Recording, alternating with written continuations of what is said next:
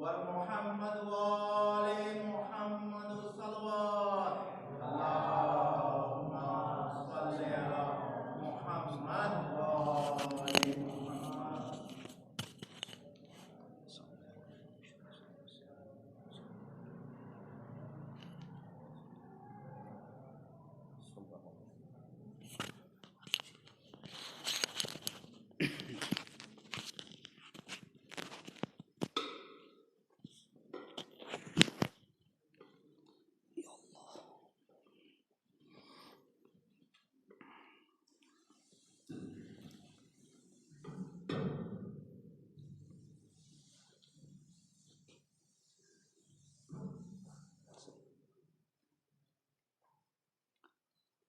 فاتحہ.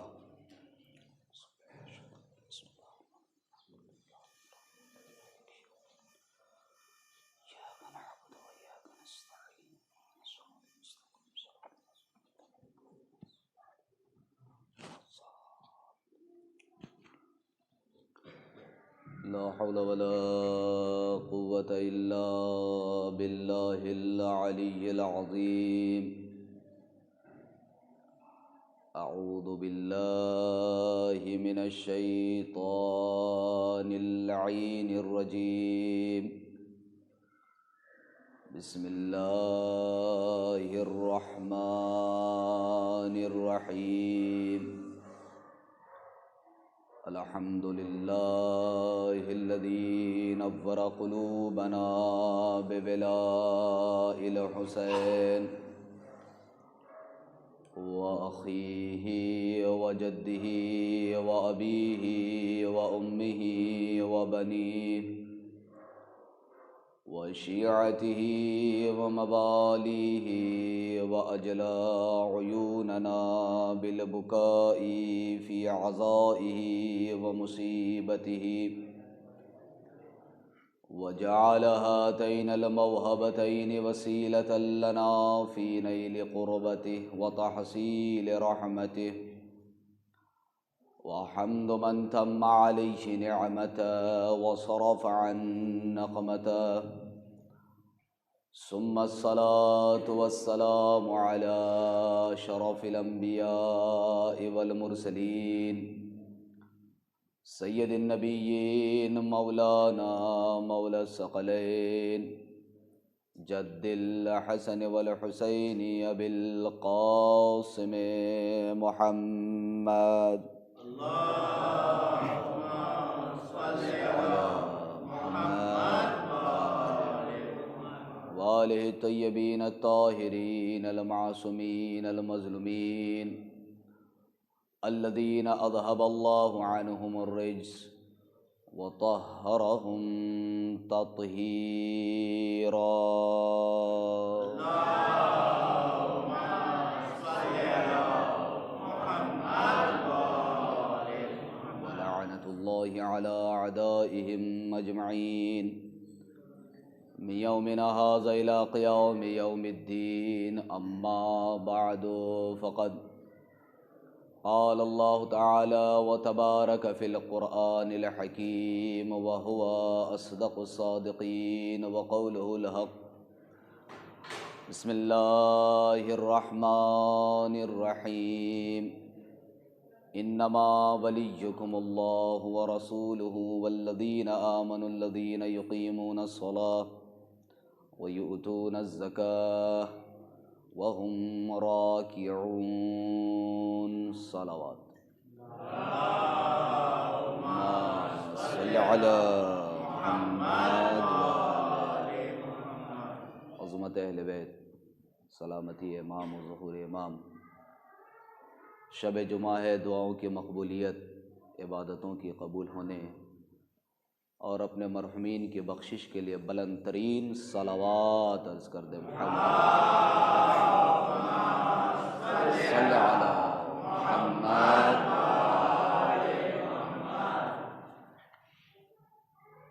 عزیزان گرامی قدر، سامعین مودت، عزاداران بی بی سیدہ دو عالم، آپ حضرات کی خدمت بابرکت میں آیت ولایت کو سرنامہ کلام قرار دیتے ہوئے گزشتہ شب کی پہلی مجلس کو بیان کیا گیا اور آج اسی کی دوسری کڑی، اسی سلسلے کی دوسری مجلس۔ خداوند متعال کا ارشاد ہوتا ہے تمہارا ولی اللہ ہے، اس کا رسول ہے، اور وہ ہیں جو حالت رکوع میں زکوٰۃ دیں۔ چونکہ ہمیں اس آیت کے ذریعے سے ولایت کو لینا تھا اور موضوع گفتگو ہے ولایت و محافظہ ولایت، یعنی یہ بیان کرنا ہے کہ ولایت کیا ہے، ولایت کی اہمیت کیا ہے، اور ساتھ میں بی بی سیدہ نے کس طریقے سے ولایت کی حفاظت کی، اس حوالے سے گفتگو ہے۔ پہلی تقریر میں ہم لوگ یہاں تک پہنچے تھے کہ پیغمبر اکرم نے کس طریقے سے عرب کے اس ماحول کو جو اس زمانے میں آج سے 14 صدی پہلے تمدن کے شہر بہت تھے، جیسے اس زمانے کا اگر آپ ہسٹری پڑھیں، تاریخ پڑھیں، تو آپ کو اندازہ ہوگا کہ اس وقت کے سب سے تمدن کا اگر کوئی شہر تھا وہ یونان تھا۔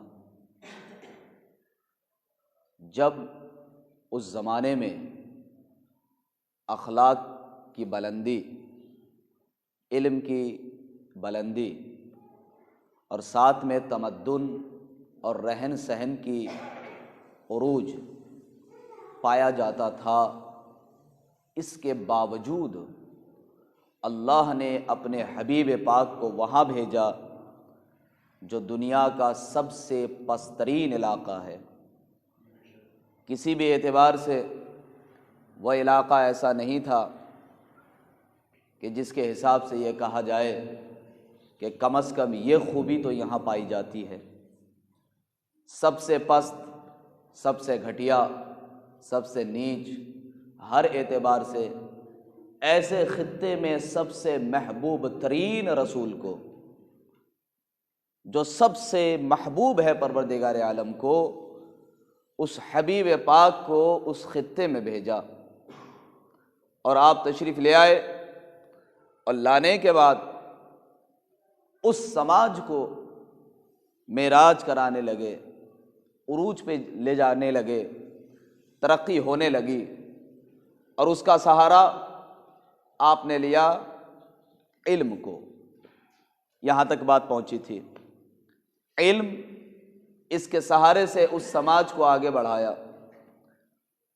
وہ رسول جو سب سے محبوب ہے، کبھی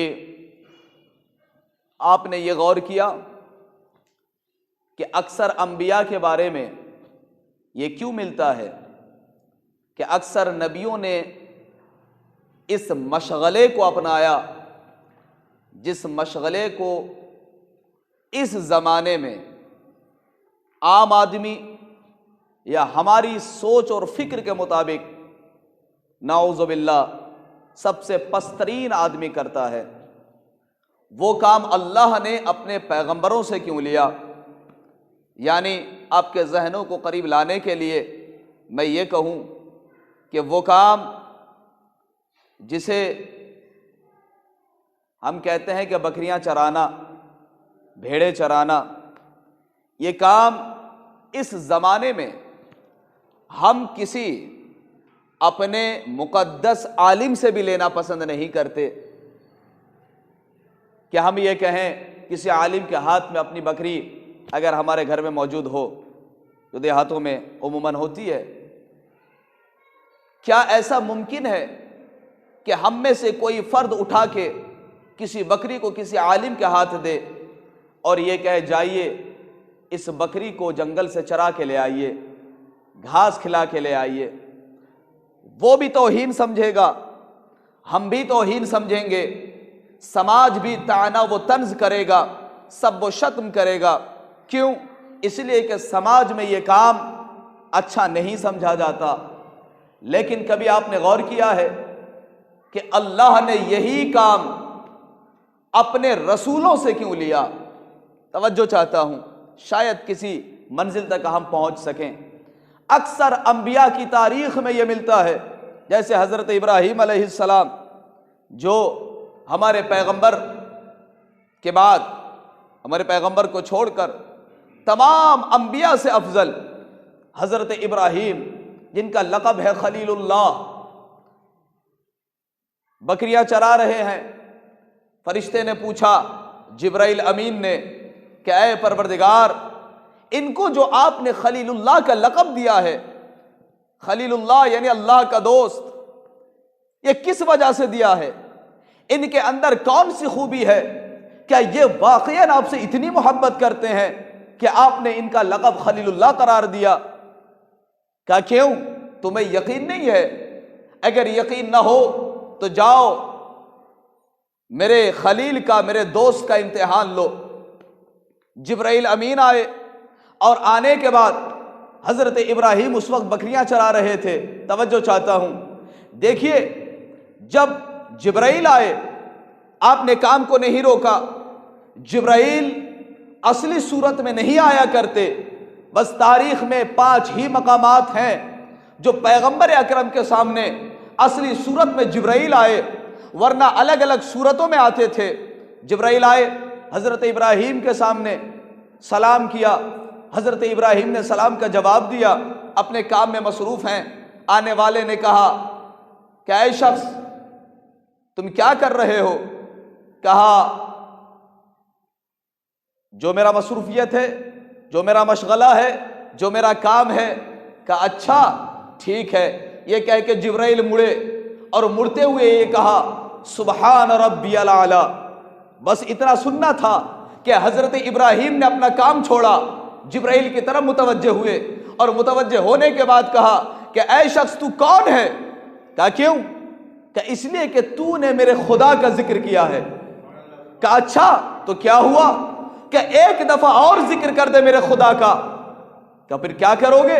اس کے بدلے میں تم کیا دو گے؟ کہ اس کے بدلے میں میرے پاس جتنی بکریاں ہیں اس کا 1/3 حصہ تمہارے حوالے کر دوں گا۔ توجہ چاہتا ہوں، 1/3 حصہ تمہارے حوالے کر دوں گا، بس ایک دفعہ تم میرے پروردگار کا ذکر کرو، سبحان ربی الاعلی کہو۔ بھئی یہ سننا تھا۔ جبرائیل نے کہا سبحان ربی الاعلی۔ حضرت ابراہیم نے 1/3 حصہ دے دیا، وہ لے کے جانے لگے۔ حضرت ابراہیم نے کہا کہ اگر ممکن ہو سکے تو ایک دفعہ اور کہو۔ کہا کہ اس کے بدلے میں کیا دو گے؟ کہا آدھا حصہ تمہیں دے دوں گا۔ جبرائیل نے پھر سے سبحان اللہ کہا۔ اللہ کے ذکر کو سننے کے بعد محبت کا وہ جوش پیدا ہوا، بکریوں کا آدھا غلہ اسے دے دیا۔ اور جب یہ ہو گیا تو تیسری دفعہ پھر سے خواہش کی۔ جبرائیل نے کہا اس کے بدلے میں کیا دو گے؟ کہ جتنی بکریاں میرے پاس ہے وہ سب کچھ تمہیں دے دوں گا۔ جبرائیل سمجھ گئے کہ اللہ سے ابراہیم کو کتنی محبت ہے، لیکن ہمیں تو اپنا سبق لینا ہے کہ آج اگر ہم سے کوئی سوال کرے یہ فرش عزا کیوں ہے، یہ ماتم کیوں ہے، یہ خرچے کیوں ہے، یہ نظر و نیاز کیوں ہے، یہ کھانا کیوں ہے، یہ امام حسین کے نام پہ، اہل بیت کے نام پہ اتنا خرچہ کیوں کرتے ہو، تو بس ہمارے پاس ایک ہی جواب ہوتا ہے کہ جس سے محبت ہوتی ہے اس کے لیے وقت بھی دیا جاتا ہے، اس کے لیے پیسے بھی لٹائے جاتے ہیں۔ صلوات پڑھ دے محمد وآل محمد پر،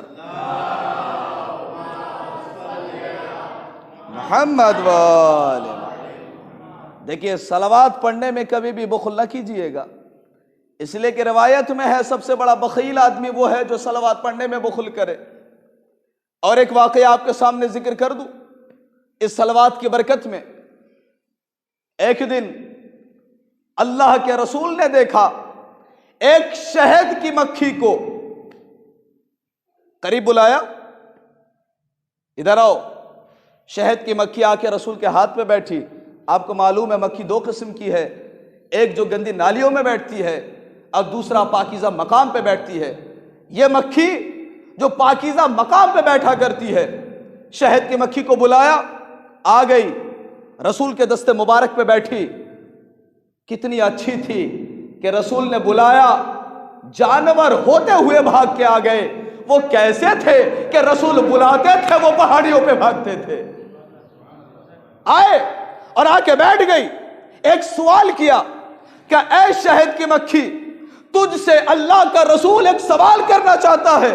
کہ یا رسول اللہ فرمائے، کہ یہ بتا، تو گھر سے چلی شہد لینے کے لیے، لیکن جو چیز تو پھولوں سے کھینچ کے لاتی ہے اس کے اندر مٹھاس تو نہیں ہوتی؟ توجہ چاہتا ہوں، اس رس کے اندر مٹھاس تو نہیں ہوتی؟ آپ خود بھی تجربہ کر لیجئے گا، کبھی کسی پھول کو اٹھا کے چوس کے بتائیے گا کیا شہد جیسا اتنا میٹھا رس ہوتا ہے؟ ہرگز نہیں۔ کیا وجہ ہے کہ شہد کی مکھی اس رس کو لاتی ہے جو بالکل پھیکا ہے۔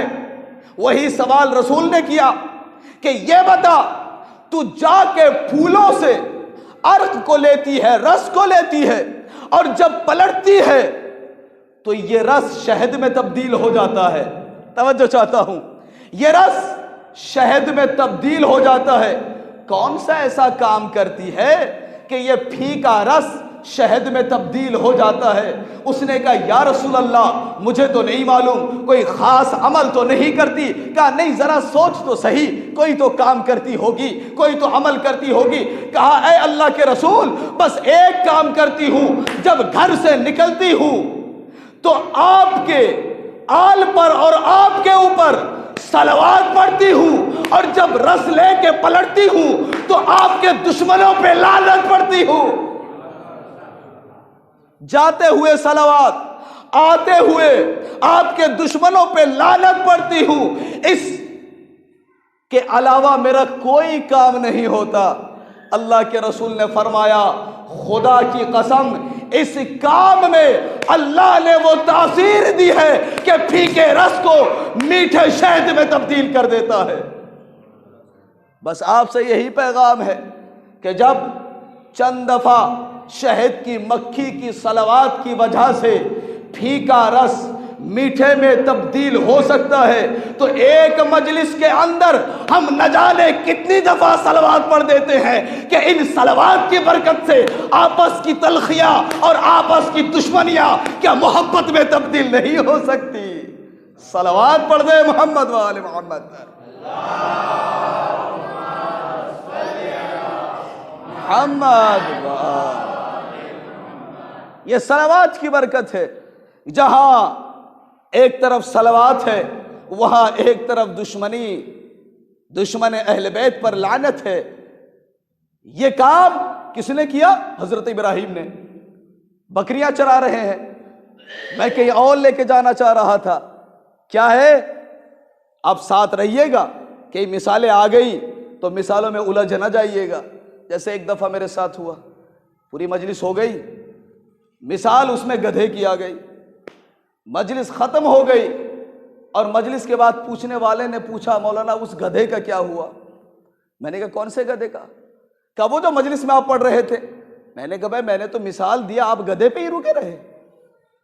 بھائی مثال تقریب ذہن کے سوا کچھ نہیں ہے کہ آپ کا ذہن مطلب کے نزدیک آ جائے، قریب آ جائے، اور جب بات واضح ہو جائے آگے بڑھ جائے۔ اس کے علاوہ مثال کا مطلب کچھ نہیں ہوتا۔ حضرت ابراہیم بکریاں چرا رہے ہیں، یہ میں نے اس بات کو واضح کرنے کے لیے کہا کہ اکثر انبیاء سے اللہ نے بکریاں چروائیں۔ دیکھیے بکری اور بھیڑوں میں فرق ہے۔ فرق یہ ہے، پتہ نہیں یہ کام آپ نے کبھی کیا یا نہیں کیا، دیکھا تو ہوگا بکریاں چراتے ہوئے۔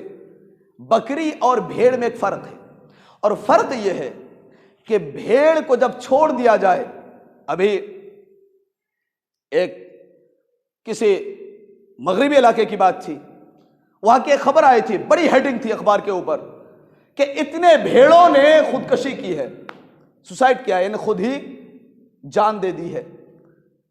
اچھا جب میں نے پڑھا تو ذہن میں یہی آئی ہے کیسے ممکن ہے؟ جانوروں میں عقل نہیں ہوتی، ان میں فطرت ہوتی ہے۔ یہ کیسے ممکن ہے کہ وہ سوسائڈ کرے؟ یہ تو ممکن نہیں ہے۔ لیکن جب پورے واقعے کو پڑھا بات سمجھ آ گئی۔ پہاڑوں پہ چر رہے تھے بھیڑ، اور چرتے ہوئے ان کی عادت یہ ہوتی ہے، ایک بھیڑ اگر غلے سے باہر نکلا وہ جدھر جائے گا تمام بھیڑ اسی کے پیچھے پیچھے۔ اسے کہتے ہیں بھیڑ چال۔ بھیڑ چال کسے کہتے ہیں معلوم ہے؟ ہمارے یہاں کھیتی ہوتی ہے، ہم جانتے ہیں۔ اگر کھیت میں کوئی اچھی فصل ہو گئی نا تو اگلے سال تمام کسان وہی فصل کریں گے۔ کیوں؟ اس لیے کہ پچھلے سال فصل اچھی ہوئی تھی، لہٰذا یہی فصل کرو۔ اور جب کرنے کے بعد چونکہ سارے کسان گاؤں میں یہی کر لیتے ہیں تو پھر اس کے بعد مارکیٹ میں بھاؤ کم ہو جاتا ہے۔ اسے کہتے ہیں بھیڑ چال۔ ایک جدھر چلا بغیر سوچے سمجھے اس کے پیچھے چلنا، اس کا یہ محاورہ ہے بھیڑ چال۔ میرے سمجھ میں بات آ گئی کہ یہ سوسائٹ نہیں بلکہ بھیڑ جدھر گیا اس کے پیچھے پیچھے پورا غلہ گیا اور پہاڑ کے دہانے پہ آ کے وہ نیچے گرا اور مر گئے۔ توجہ ہے نا؟ لیکن بکریوں میں یہ بات نہیں ہے۔ اگر غلہ تو چھوڑیے، اگر 2 بکری بھی ہے اس کو آپ کھیت کی طرف لے جائیں تاکہ اس کو چرایا جا سکے، گھاس کھلایا جا سکے، تو آپ پریشان ہو جائیں گے، اس لیے کہ کبھی ایک بکری کسی اور طرف منہ مارے گی، دوسری بکری کہیں اور بھاگے گی۔ یہ طریقہ ہے بکریوں کا۔ تو اللہ نے اپنے محبوب سے، اپنے رسول سے، اپنے پیغمبروں سے، اپنے چاہنے والوں سے کیوں بکریاں چروائی؟ وجہ یہ ہے کہ اللہ بتانا چاہتا ہے، اے میرے رسول، جس سماج میں تم جانا چاہتے ہو اس سماج کے افراد جانوروں سے بدتر ہے۔ پہلے جانوروں کو تربیت کرنا سیکھ جاؤ تاکہ سماج کی تربیت کر سکو۔ صلوات پڑھ دے محمد و آل محمد پر۔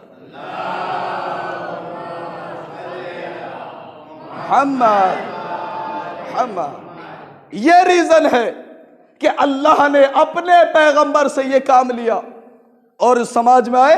سہارا کس کا لیا؟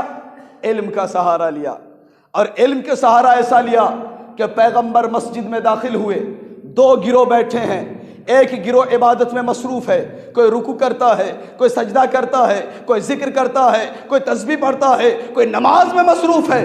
دوسرا گروہ بیٹھا ہے جو علمی مباحثہ کر رہا ہے، مسائل پر گفتگو ہو رہی ہے، دینی باتیں ہو رہی ہیں۔ پیغمبر آئے، دونوں کو دیکھا، عبادت کرنے والوں کو بھی دیکھا، علمی مباحثہ کرنے والوں کو دیکھا۔ اس کے بعد فرمایا، خدا کی قسم تم دونوں گروہ خیر پر ہو۔ توجہ، تم دونوں گروہ خیر پر ہو، لیکن میں ادھر نہیں بیٹھوں گا، میں ادھر بیٹھوں گا، اس لیے کہ اللہ نے مجھے معلم بنا کے بھیجا ہے۔ ادھر نہیں بیٹھے جہاں عبادتیں ہو رہی تھی۔ معنوی اعتبار سے یہ بھی عبادت ہے، لیکن ظاہری عبادت اسی کو تو ہم کہتے ہیں۔ ادھر جا کے بیٹھے، کہاں؟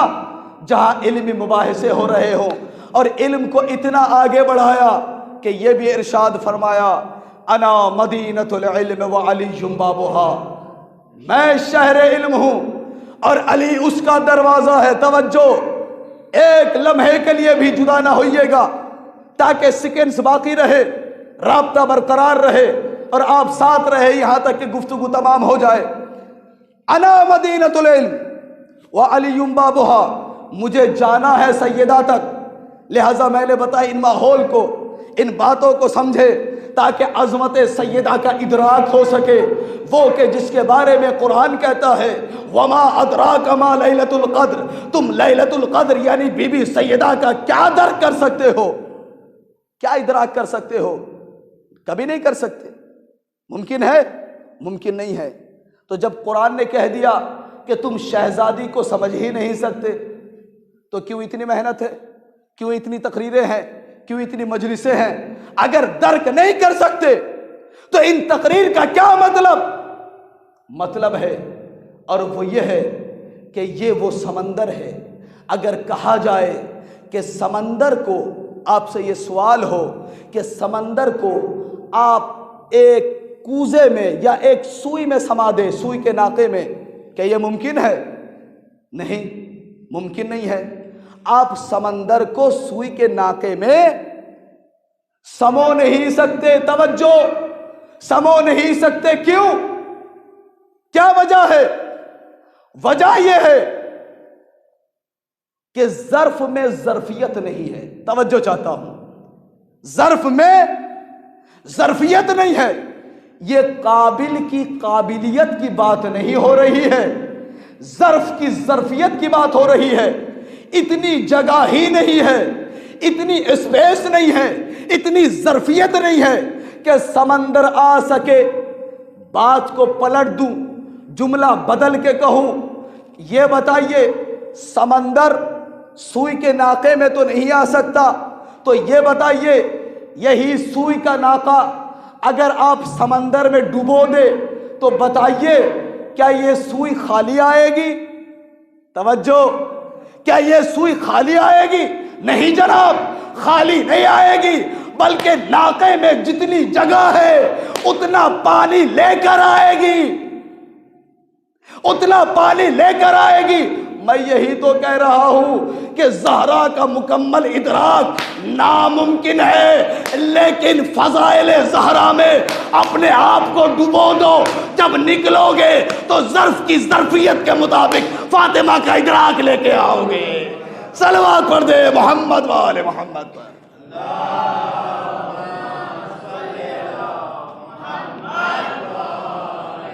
वजह यह है कि ये ज़र्फ़ की ज़र्फ़ियत की बात है। उस समंदर को हम समा नहीं सकते, लेकिन हाँ, जितनी ज़र्फ़ियत हमारे पास होगी उसी के मुताबिक हम खैरात यहाँ से लेके उठेंगे। पैगंबर ने इल्म को इतना आगे बढ़ाया कि देखो, समाज की बुलंदी इसी इल्म के मुताबिक है। लिहाजा सुनो, अना मदीनतुल इल्म व अलीयुम बाबुहा। क्या है तर्जुमा? मैं शहर इल्म और अली उसका दरवाज़ा। हालांकि परेशानी ये हुई कि पैबंद लगाने वालों ने भी यहां पैबंद लगा दिया, पंचर लगाने वालों ने यहां भी पंचर लगाया और कहा कि हदीस सिर्फ इतनी नहीं है। आपके सामने भी व्हाट्सएप पे ऐसी हदीसें आती होंगी जो मैं जिक्र करने लगा हूं। अभी क़िबला पिछले साल मेरे सामने हदीस आई, अना मदीनतुल इल्म व अलीयुम बाबुहा। उसके बाद ये जुमला जुड़ा हुआ था, फला हितानुहा, और फला असासुहा, और फला सक़्फ़ुहा। यानी रसूल ने फरमाया, मैं शहर इल्म हूं, अली उसका दरवाज़ा है, और फला उसकी बुनियाद है, और फला उसकी दीवार है, और फला उसकी छत है। तवज्जो है। हालांकि जनाब, ना आपने देखा ना हमने देखा, क्या कोई ऐसा शहर आपने देखा है कि जिसकी दीवार छत बुनियाद भी हो? शहर का दरवाज़ा तो हमने देखा है जो रसूल ने कहा, लेकिन क्या कहिएगा जब बुग़्ज़ के और दुश्मनी के ऐनक को या उन मकामात को अपने दिलों में जगह दे ले तो फिर नज़र कुछ नहीं आता। हदीसें गढ़ने में इतने आगे बढ़ जाते हैं कि इस साल जो मेरे सामने हदीस आई थोड़ी सी और बढ़ के आ गई, और हो सकता है अगले साल और आए। और इस साल ये हदीस आई, नाम जिक्र कर दूं, और उसमें यह लिखा था, अना मदीनतुल इल्म व अलीयुम बाबुहा, फला असासुहा, फला सक़्फ़ुहा, फला हितानुहा व मुआविया तो हल्क़ुहा। और मुआविया उस दरवाजे की जंजीर है, कुंडी है। समझ रहे हैं? यह है पंचर। हदीसों में इजाफा किया गया। यह मेरा मौजू नहीं है, मौका मिला तो थोड़ा बहुत मैं अर्ज कर ही दूंगा किसी मजलिस में अगर मौका मिल गया, कि किस तरीके से अहले बैत को शान को घटाया गया, कभी बढ़ाया गया। क्या कहा कि मुआविया उसी दरवाजे की कुंडी है, लेकिन ये जाली हदीस है। पैगंबर ने कहा, मैं शहरेन और अली उसका दरवाजा। यानी उसके बाद यह भी फरमाया, मन अरादल इल्म फलियातिल बाब। जो चाहता है कि इस शहर से इल्म हासिल करे, उसे चाहिए कि दरवाजे पे आए। और कुरान की दलील देने लगा हूं, پڑھیے سورہ بقرہ آیت نمبر 189. قرآن کیا کہتا ہے؟ قرآن یہ کہتا ہے لیس البر بأن تأتوا البیوت من ظہورها ولكن البر یأتی البیوت من ابوابها. قرآن کہتا ہے نیکی یہ نہیں ہے، یہ اچھی بات نہیں ہے کہ کسی کے گھر میں چھت پھاند کے داخل ہو جاؤ. توجہ توجہ. میرا ایک دوست تھا، مثلا مثال دے رہا ہوں، ایک دوست تھا بڑا گہرا دوست، روزانہ بیٹھتا تھا، دیر رات تک گفتگو ہوتی تھی. ایک دن ایسا ہوا روزانہ آتا تھا، میں استقبال کرتا تھا، دروازہ کھولتا تھا، اندر آتے تھے، میرے پاس بیٹھتے تھے، گفتگو ہوتی تھی. ایک رات ہم بیٹھے تھے، ایک دم سے آہٹ محسوس ہوئی. ارے بھائی کون ہے؟ دیکھا تو صحن میں دوست کھڑا ہے. میں نے کہا ارے تم یہاں کیسے آ گئے؟ کہ یہ دیواریں پھاند کے آیا ہوں. کہا دیوار پھاند کے کیوں آئے؟ کیا ناراض نہ ہو، گلدستہ لایا ہوں آپ کے لیے، تحفہ لایا ہوں. کیا ہوگا؟ گلدستہ چھین کے اسی کے منہ پہ مارا جائے گا، دست و گریباں ہو جائے گا. آپ کو تمیز نہیں ہے؟ کسی شریف گھر کے اندر دیوار پھاند کے نہیں آیا جاتا. توجہ. ساری دوستی ختم، ساری محبتیں ختم، لڑائی شروع ہو جائے گی، جھگڑے ہو جائیں گے، دشمنی میں تبدیل ہو جائے گی. کیوں؟ دروازہ چھوڑ کے دیوار پھاند کے آیا ہے.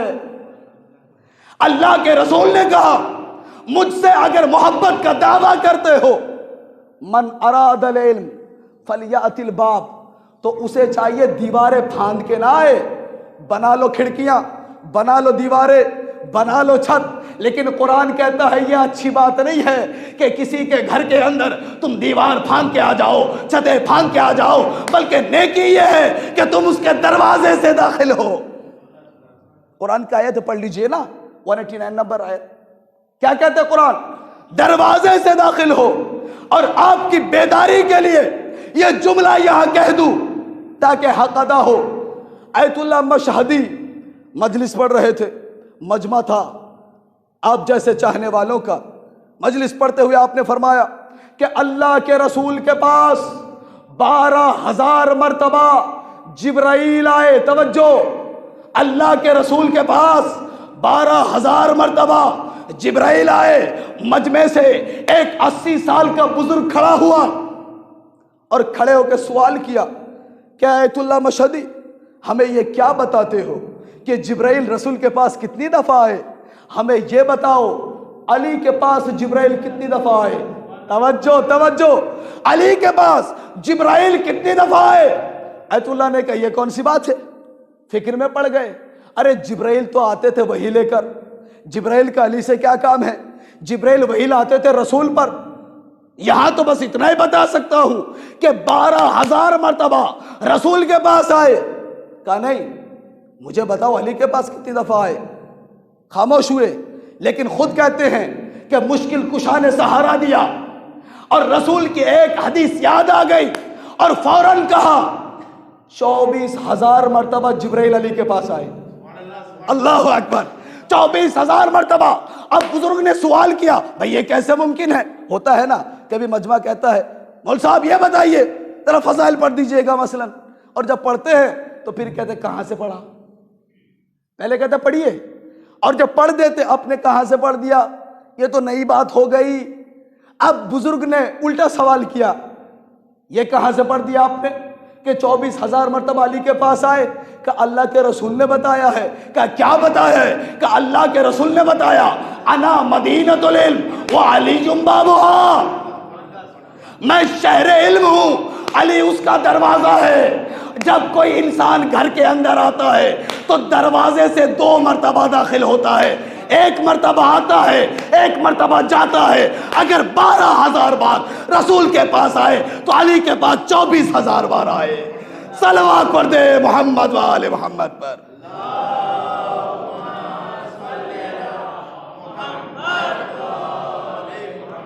اس سے بھی بہترین جیتی جاگتی صلوات پڑھ دے محمد و آل محمد پر. محمد انا مدینۃ العلم وعلی بابھا.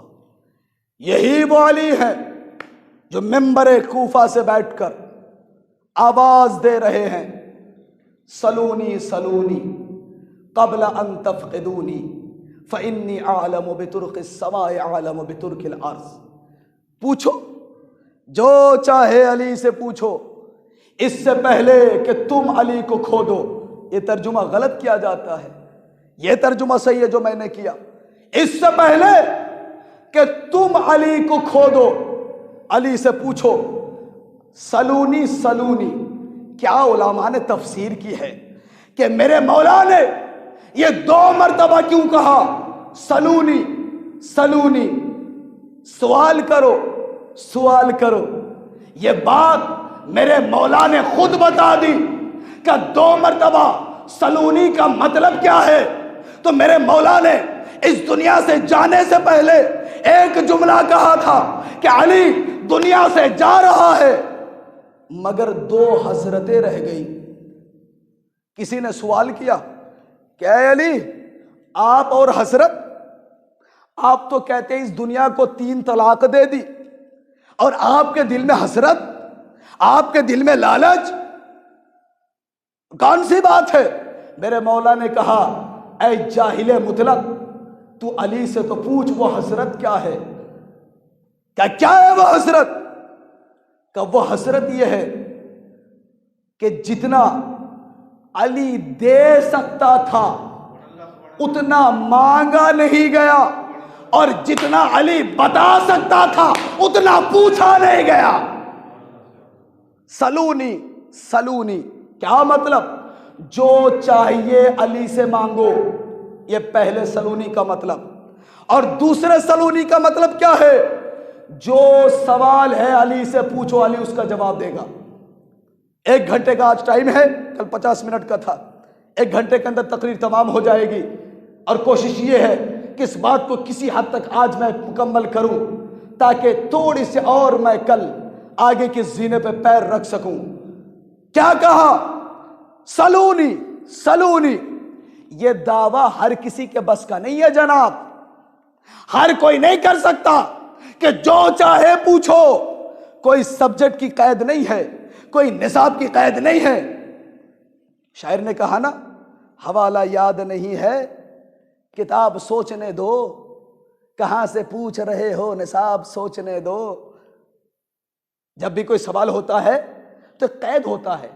آپ ہم سے میتھمیٹکس کے بارے میں پوچھیں گے، ہم کہیں گے جناب یہ ہماری فیلڈ نہیں ہے۔ ہم سے جغرافیہ کے بارے میں پوچھیں گے، جناب ہماری فیلڈ نہیں ہے۔ اب فلسفہ کے بارے میں پوچھیں گے، جناب ہماری فیلڈ نہیں ہے۔ اب منطق کے بارے میں پوچھیں گے، جناب یہ ہماری فیلڈ نہیں ہے۔ اب مسائل پوچھیں گے، جی جناب یہی ہماری فیلڈ ہے، ہم بتائیں گے۔ لیکن میرے مولا نے صاف کہا کوئی بھی سبجیکٹ ہو مجھ سے پوچھو۔ اس زمانے کی بات، ہر کوئی اپنے فیلڈ میں وہ ماہر ہے، لیکن میرے مولا کے بارے میں کچھ اور ہے۔ حوالہ یاد نہیں ہے کتاب سوچنے دو، یہ ہمارا حال ہے۔ حوالہ یعنی ریفرنس، حوالہ یاد نہیں ہے کتاب سوچنے دو، کہاں سے پوچھ رہے ہو نصاب سوچنے دو۔ ارے علی کی زندگی کا کوئی تو ایک سوال لاؤ کہ جب علی نے کہا ہو کتاب جواب سوچنے دو۔ صلوات پڑھتے محمد و آل محمد، صلی علی محمد۔ علی کے سامنے کھلی ہتھیلی ہے کہ علی جواب دے دیتے ہیں۔ دعویٰ کیا، یہ نہیں کہ دعویٰ نہیں کیا، آخری بات ہوگی، پوری توجہ سے سماعت فرما لیجئے گا۔ کیا کہا؟ دعویٰ ہوا، ایسا نہیں کہ دعویٰ نہیں ہوا، مگر میرے بھائی یہ آپ بھی کر سکتے ہیں، ہم بھی کر سکتے ہیں۔ ابھی سلونی کا دعویٰ کر دوں اور اترتے ہی آپ پکڑ لیں گے، پول کھل جائے گا یا نہیں؟ تو یہ دعویٰ ابس ہے یا کارگر؟ آپ کہیں گے بیکار، اس لیے کہ دعویٰ بغیر دلیل کے بیکار ہے۔ دعویٰ کیا، تاریخ میں چند نام ہے، ان میں سے ایک نام توجہ علامہ سبت ابن جوزی کا ہے، عالم اہل سنت کے بزرگ ترین عالم دین۔ انہوں نے ایک دن بغداد کے ممبر سے دعویٰ کر دیا. کیا دعویٰ؟ سلونی سلونی، جو چاہے پوچھو. ایسی کھڑکی تھی، باہر سے علی کی ایک چاہنے والی ضعیفہ گزر رہی تھی. کان سے آواز ٹکرائی، ٹھہر گئی. کہا یہ دعویٰ یا تو علی کرے یا اولاد علی کرے تو جچتا ہے. یہ کون ہے جو سلونی کا دعویٰ کرتا ہے؟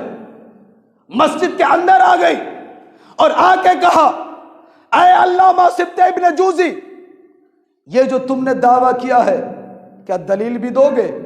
کہا پوچھ تو صحیح. کہا ٹھیک ہے، سوال کروں؟ کہاں سوال کر. اس ضعیفہ نے، بزرگ عورت نے سوال کیا کہ مجھے بتاؤ. بھائی دو قسم کے واقعے ملتے ہیں، پہلا ایک جملہ، اس کے بعد دو جملے. میں ختم کرتا ہوں. کیا پوچھا؟ پہلا سوال، بتاؤ جناب سلیمان نبی ہوا میں اڑ رہے تھے. اس موضوع پہ جاؤں تو 1 گھنٹہ تقریر چاہیے. اڑ رہے تھے، ایک چیٹی کی آواز سنی، اتر آئے، چیٹی کو ہاتھ میں لیا. گفتگو ہوئی، بات ہوئی نا. سبط ابن جوزی نے کہا بات تو ہوئی. کہا میں تو تجھ سے یہ نہیں پوچھتی کہ کیا باتیں ہوئی تھی، صرف اتنا بتا دے وہ چیٹی نر تھی یا مادہ. نہیں، اتنی سنجیدگی نہیں، کچھ تو سر ہلا دیا کریں تاکہ جو جگر کا خون لگ رہا ہے کچھ تو حاصل ہو. کہ یہ نہیں پوچھتی کہ اس چیٹی سے کیا بات ہوئی، صرف اتنا بتا کہ وہ چیٹی نر یا مادہ. خاموش، جواب نہیں بن پایا. کہ کوئی بات نہیں، دوسرے سوال کا جواب دے دے گا. کہ پوچھ.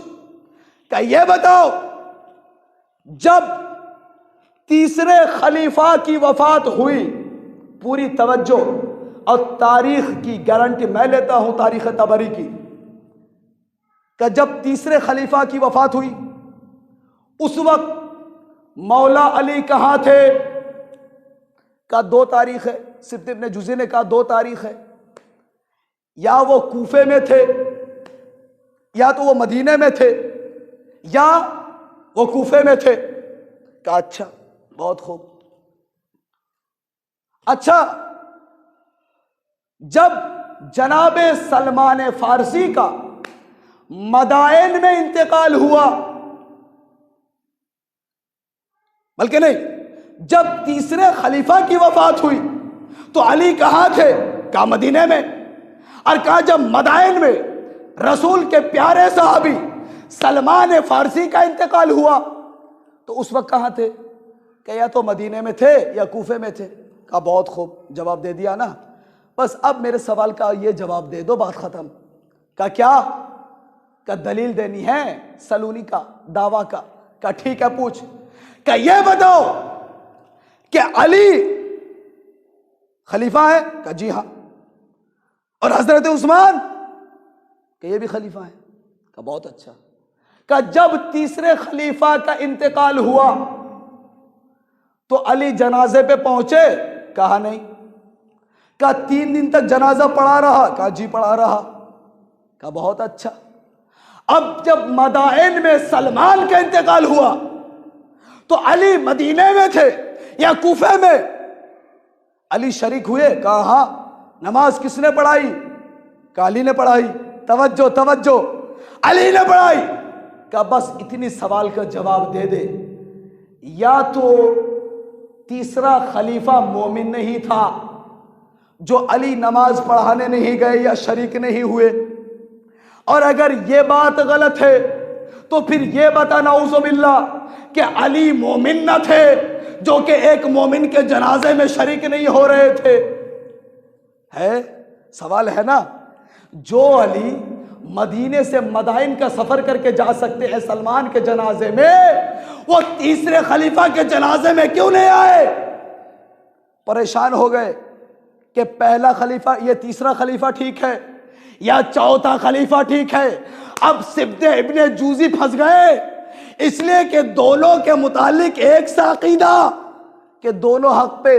اب جواب دے تو کیا دے؟ اب پلٹ کے جب جواب نہیں بن پایا تو کہنے لگے کہ اے بڑھیا، اگر تو شوہر کی اجازت سے باہر آئی ہے تو تیرے شوہر پہ لعنت ہو، اور اگر تو اپنی مرضی سے آئی ہے تو تجھ پہ لعنت ہو۔ پلٹ کے اس بڑھیا نے کہا اے سبط ابن جوزی، بس اب میرے سوال کا جواب دے دے کہ اگر کوئی عورت اپنے شوہر کے اجازت کے بغیر جنگ جمل میں علی کے مقابل آ جائے، اس کے بارے میں تیرا کیا فتویٰ ہے؟ صلوات پڑھ دے محمد و آل محمد پر۔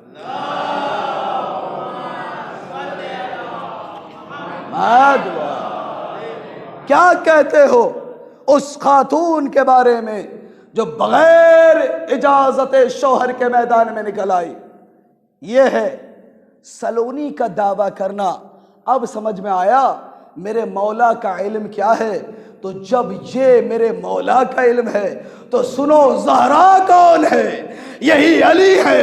مدینے کے کام سے فارغ ہو کے پلٹے، جیسے ہی گھر کے اندر داخل ہوئے جلدی سے بلایا، فاطمہ ادھر آؤ۔ بی بی نے سارا کام چھوڑا، دوڑ کے آئی، قریب بیٹھی، دو زانو ہو کر، اس لیے کہ وقت کا امام ہے علی، اوپر سے شوہر ہے، قریب آ کے بیٹھی، دو زانو ہو کے بیٹھی۔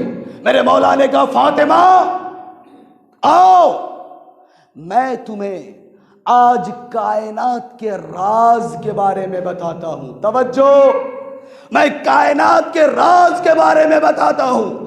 بی بی سیدہ نے کہا میرے شوہر، میرے آقا، میرے مولا، میرے سردار، میرے سید، میرے امام، آپ جو کہیں گے وہ تو سننا میرے لیے واجب ہے، لیکن اگر اجازت ہو تو آپ سے پہلے وہ راز میں آپ کو بتا دوں۔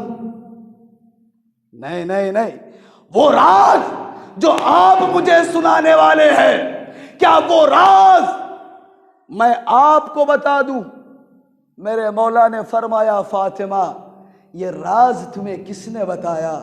کہ جن رازوں سے پردہ اللہ نے تمہارے سامنے اٹھایا ہے، اسی اللہ نے میرے سامنے سے تمام حجابات کو ہٹایا۔ اگر علی کے پاس یہ علم ہے تو فاطمہ کے پاس بھی وہ علم ہے جو علی کے پاس تھا۔ ہاں، فرق صرف اتنا ہے کہ علی کو ممبر کوفہ ملا، فاطمہ کو ممبر نہ ملا، اس لیے کہ خاتون ہے، خاتون ہے۔ میرے عزیزوں، بات تشنا رہ جاتی ہے، وقت پورا ہو جاتا ہے۔ خیر، انشاءاللہ آگے کی گفتگو یہیں سے آگے بڑھے گی۔ وہ فاطمہ کون؟ اگر تاریخ کا جائزہ لیں، کون ہے کربلا کی سب سے پہلی شہید؟ آپ کو معلوم ہے کربلا کا سب سے پہلا شہید کون ہے؟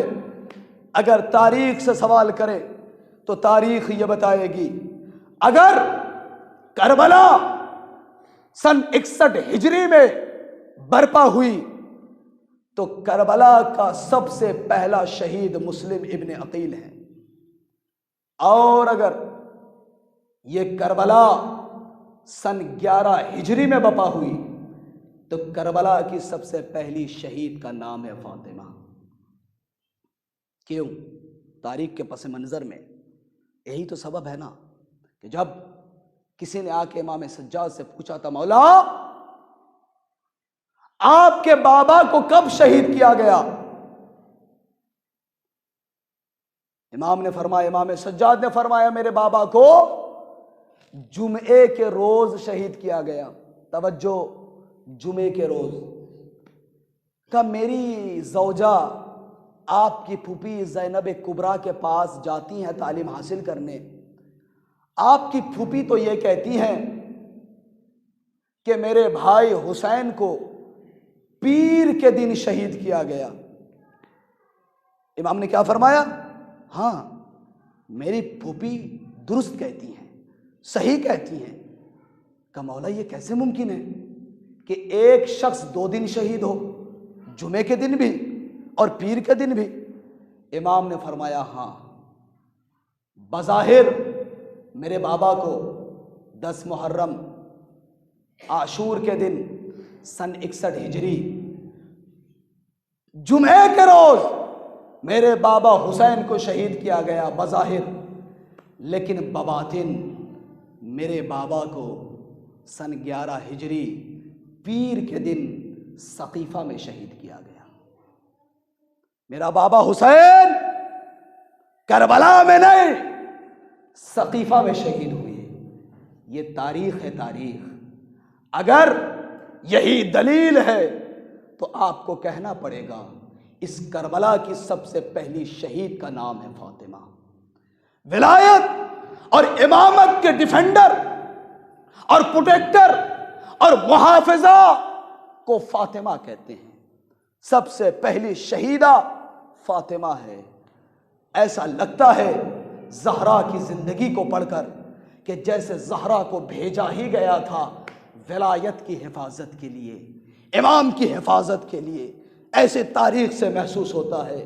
یہی وجہ ہے کہ جب زہرا اس دنیا سے جانے لگی، جہاں علی کے دشمن اس دنیا میں موجود تھے، وہ سارے دشمن زہرا کے دشمن ہو گئے، ورنہ زہرا سے کوئی خاص دشمنی نہ تھی۔ دشمنی اس لیے ہے، یہی ہے نا تاریخ میں، کربلا کیوں بپا ہوا؟ بغضاً لابیک، اے حسین تم سے دشمنی نہیں ہے، دشمنی تو تمہارے بابا سے ہے۔ یہی وجہ ہے اے زہرا، دشمنی تم سے نہیں ہے، تمہارے شوہر سے ہے۔ علی کی وجہ سے مدینے کا ہجوم سمٹ کر زہرا کے دروازے پہ آ گیا۔ ہاں، نہ درے رسول، کون ہے باب مدینہ؟ ابھی آپ نے سنا، کون ہے دروازہ اس شہر کا؟ علی۔ نہ اس کا احترام ہوا اور نہ زہرا کے دروازے کا احترام ہوا، نہ باپ کے دروازے کا اکرام اور نہ بیٹی کے دروازے کا احترام۔ اللہ اکبر۔ تنہا چھوڑ دیا زہرا کو۔ رونے کے دن ختم ہوتے جا رہے ہیں اور آپ پرسہ دینے کے لیے آمادہ ہیں۔ عزادارو، یہ زہرا جن کو دنیا نے تنہا چھوڑ دیا گریا کرتی ہیں ایسا گریا بابا کے بعد کہ گھر سے نکلتی ہیں، بقیع میں جاتی ہیں، روتی ہیں زہرا ایک درخت کے کنارے بیٹھ کر۔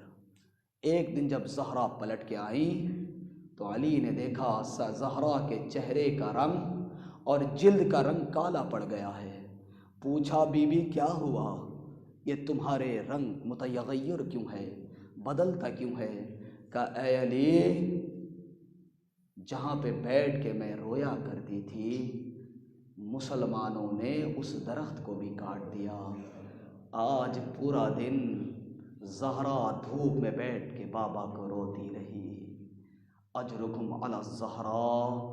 عزادارو، زہرا نے جو ہمیشہ مجلس حسین میں پرسہ لینے کے لیے خود آتی ہیں، یقین ہے وہ جو زہرا کا پرسہ لینے کے لیے زینب و کلثوم آئی ہوں گی، حسنین آئے ہوں گے، علی مرتضیٰ آئے ہوں گے، وقت کا امام آئے ہوں گے اور سب بیٹھے ہوں گے، پرسہ دو میری جدہ فاطمہ کا پرسہ دو، کوئی کہتے ہیں میری اماں فاطمہ کا پرسہ دو، رسول یہ کہہ رہے ہوں گے میری بیٹی فاطمہ کا پرسہ دو۔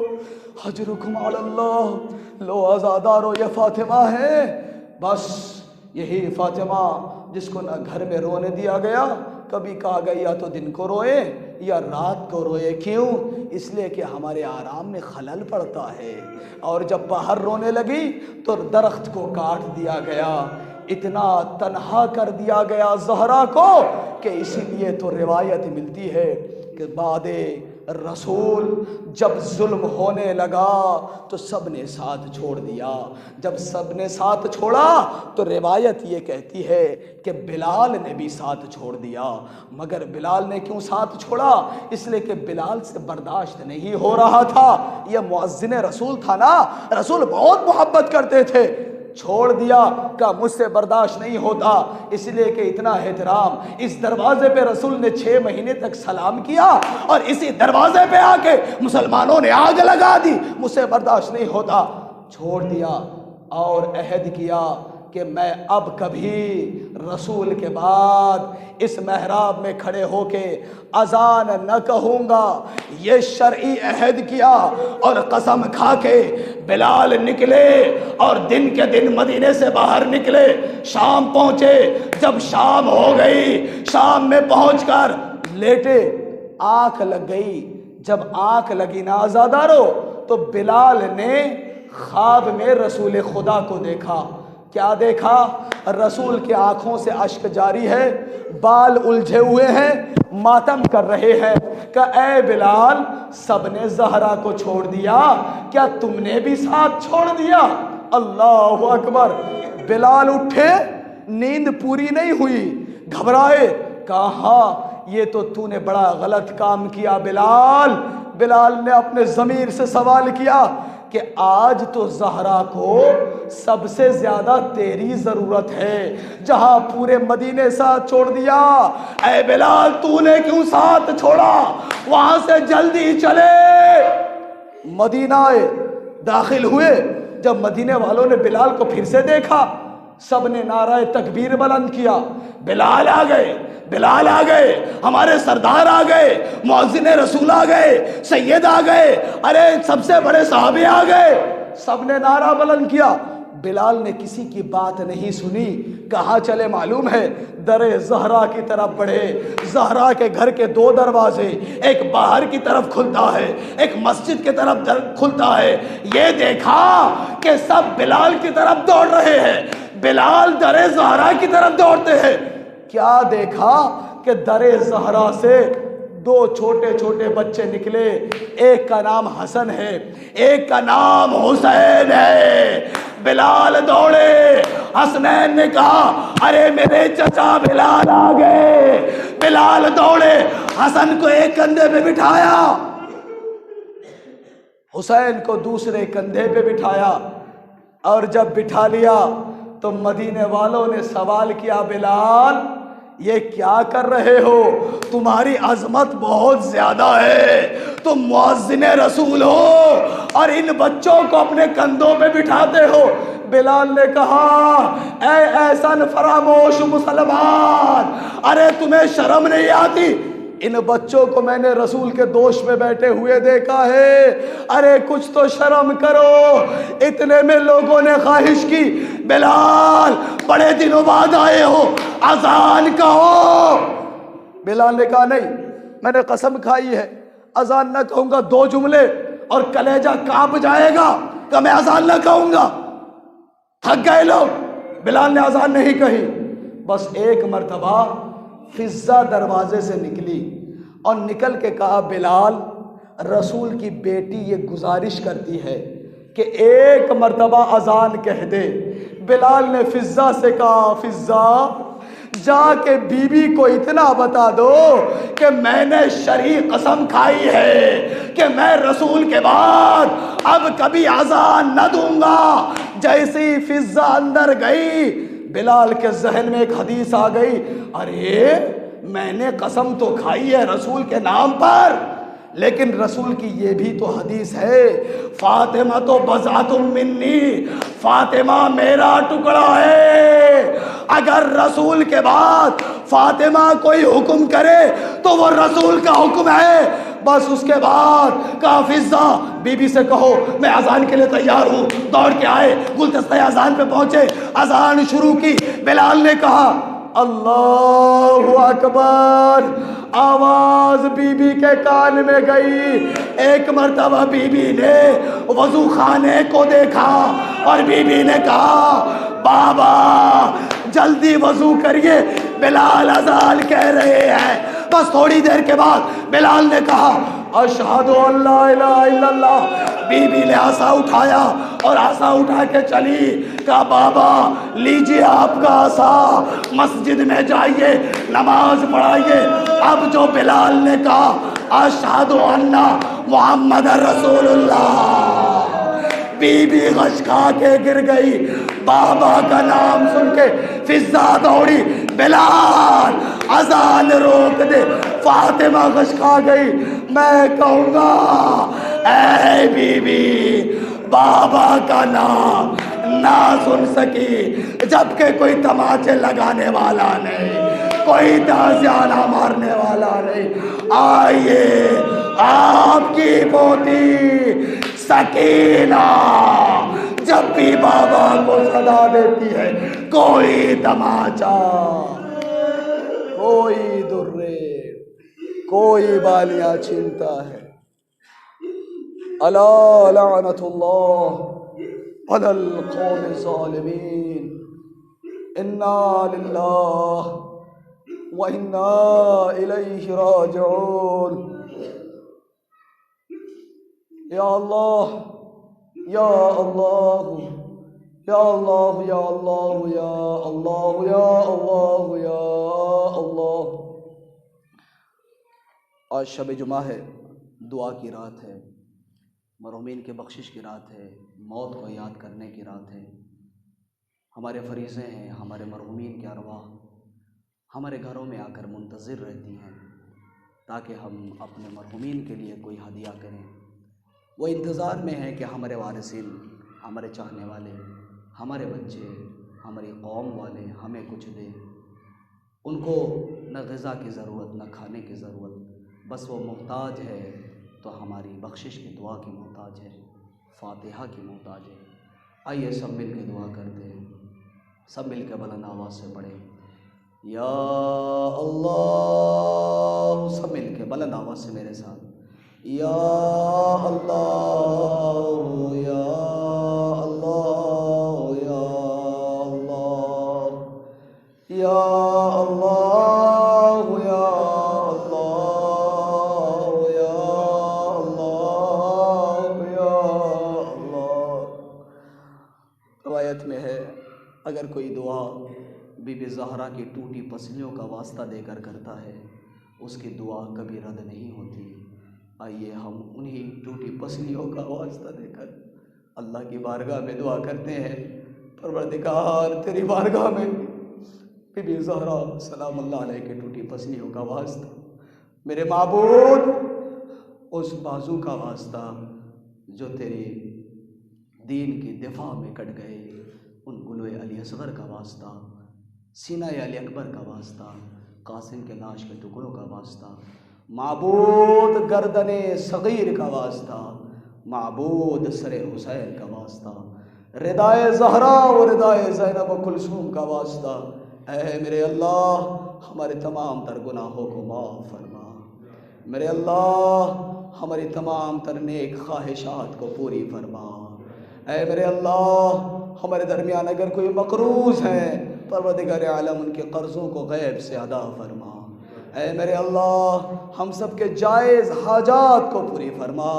اے اللہ ہم سب کو حلال کھانے کی اور حرام سے بچنے کی توفیق عنایت فرما، اے میرے اللہ ہم سب کی تجارت میں اور مزید برکت عنایت فرما، اے میرے اللہ یہ شب جمعہ ہے، اے میرے خدا ہماری عبادتوں کو اپنی بارگاہ میں قبول فرما، ہمارے والدین کی مغفرت فرما، اے اللہ ہمارے مرحومین کی مغفرت فرما، اے میرے اللہ ہمارے مرحومین کے قبروں میں زیادہ سے زیادہ تو اپنی جانب سے رحمت نازل فرما، ان کی بخشش فرما، ان کی مغفرت فرما، اے اللہ بحق محمد و آل محمد ان سب کو شفاعت اہل بیت نصیب فرما۔